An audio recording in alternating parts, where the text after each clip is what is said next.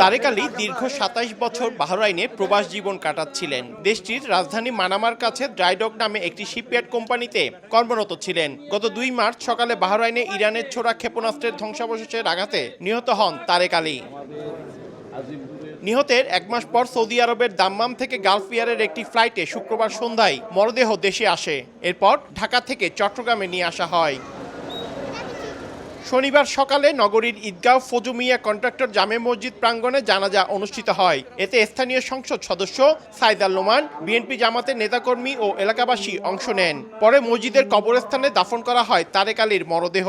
দ্রুত মরদেহ দেশে আসায় সরকারকে ধন্যবাদ দিয়েছেন স্বজন ও এলাকাবাসী। এখানে অনেক কষ্ট হচ্ছে লাস্টটা বাংলাদেশে আনতে, কারণ মধ্যপ্রাচ্যে কোনো ফ্লাইট নাই, এটা সৌদি আরব হয়ে ফ্লাইটটা আসছে।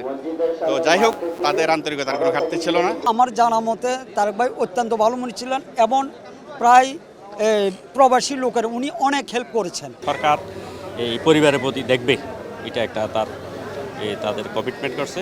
তারেকের একমাত্র কন্যা সন্তান তাসনিম তামান্নার পড়াশোনা ও দায়িত্বের পাশাপাশি পরিবারটির পাশে থাকার অঙ্গীকার করেছেন জনপ্রতিনিধিরা। আমি কথা বলে জেনেছি যে বাচ্চা ফার্স্ট ইয়ারে পড়ে কলেজে, ওর পড়াশোনার দায়িত্বটা পুরোপুরি আমি নিয়েছি। বিশ্ববিদ্যালয় পর্যন্ত তার আর কোনো চিন্তা করতে হবে না। পরিবারের পাশে বাংলাদেশ জাতীয়তাবাদী দল এবং এই সরকার, আমাদের সরকার পাশে দাঁড়িয়েছে। আমরা ওই পরিবারের পাশে আছি এবং আমি তো ওই পরিবারের পাশে থাকবো ইনশাআল্লাহ।